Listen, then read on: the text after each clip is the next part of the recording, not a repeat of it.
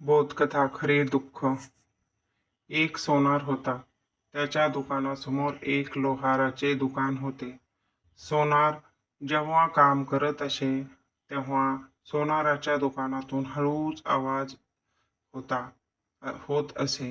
पण जेव्हा लोहार काम करत असे, तेव्हा मात्र लोखंडाचे काम होत असल्याने मोठा आवाज होत असे. तो आवाज मोठा कर्णकर्कश असे. एके दिवशी सोनाराच्या दुकानातील एक सोन्याचा कण कसा कोण जाणे पण लोहाराच्या दुकानात जाऊन पडला. त्या सोन्याच्या कणाची भेट एका लोखंडाच्या कणाशी झाली.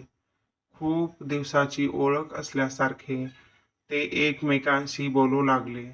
सोन्याच्या कणाने लोखंडाच्या कणाला म्हटले, "दादा, आपले दुःख तर खरे एक समान आहे.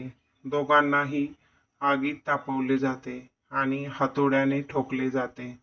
मी तर बाबा चुपचाप हे सहन करतो. पण तुझे काय?"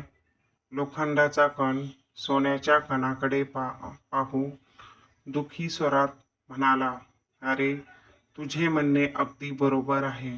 दोघांनाही तापवणारी आग एकच आहे आणि ठोकणारा हातोडाही एकच धातूचा आहे.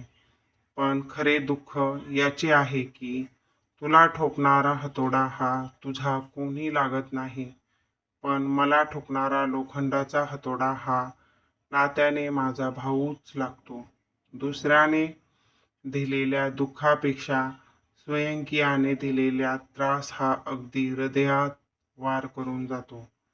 तात्पर्य: आपल्या माणसाकडून होणारा त्रास हा कायम दुःखदायी वाटतो.